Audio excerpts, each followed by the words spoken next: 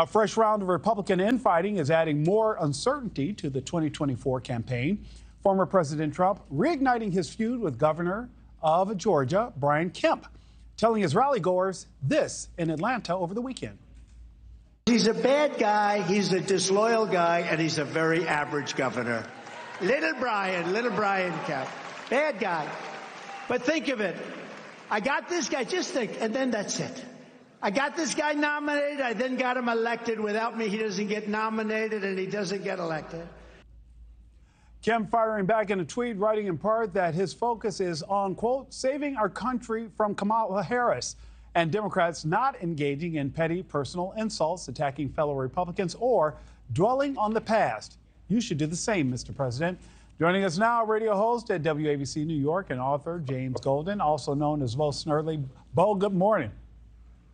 Good morning, Nick. How you doing? I'm doing fine. Are you doing okay? Because I have to tell you that I grow concerned when I see all this infighting amongst political leaders there. The bitterness between these two Republicans is not just over the 2020 election. You and I know that. But the Fulton County DA, Fannie Willis, criminal charges against Mr. Trump and some of his allies over it.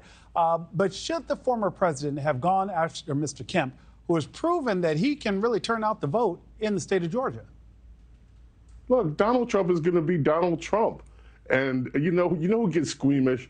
The establishment Republicans get squeamish because they're not used to, well, they should be used to it, but they can never abide the unfiltered Donald Trump speaking his mind.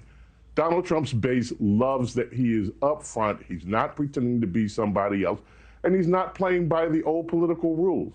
And he has to be concerned about his base, not about individual politicians getting their feelings hurt. But, Bo, you and I both know with this all is no better and no worse. Well, with all of this happening, though, I have to ask you, because we are focusing on that instead of hearing maybe a solid line of attack against Kamala Harris and what seems to be a meteoric rise. Now, the Kamala Harris story is interesting. Of course, David Axelrod is warning of irrational exuberance because the fundamentals of the election haven't really changed.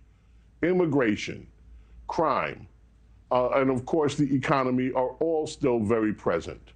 I will say this, right now it appears that the Democrats are unified, but the student protesters are already indicating they've been mobilizing. I would hope to see them in Chicago. There might be fractures on that side too. Look, we have some time before the election. Yes, there needs to be a focus on who Kamala Harris is, and I'm not talking about her identity. I'm talking about who she is legislatively, who she is from a policy standpoint, what she has failed to do with the task that she was given to control the border.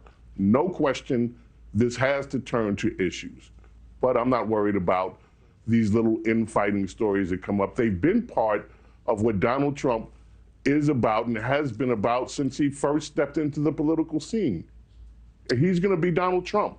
Bo, Republican Senator Lindsey Graham calling on former President Trump and Governor Kemp to repair the damage and get to work on winning Georgia. The latest Decision Desk HQ polling average in the Peach State shows the former president just over 3 points ahead of the vice president, but Harris has gained 1.2 points in the past few weeks.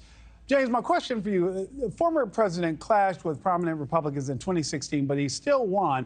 Is it different this time around, or can he play the same game? Look, I'm not good at crystal ball reading, but I will say this. Donald Trump's base is as enthusiastic as ever, and they feel aggrieved by what happened in Georgia in 2020. Yes, they have to have a good ground game. Yes, they have to get out the vote. The fundamentals of the election haven't changed, and that's what it's going to come down to. How good is their ground game? Are they going to get out the vote? Trump voters are enthusiastic. Democrats are enthusiastic too. This is going to be a close race, I think, Nick. And in 92 days, we will see which group of enthusiasm wins out. James Golden, also known as Bo Snerdley. Sir, thank you so much for joining me this morning. Thanks for watching, everybody. Go to joinnn.com to find NewsNation on your television provider. Also, don't forget to click that red subscribe button below to get more of NewsNation's fact-driven, unbiased coverage.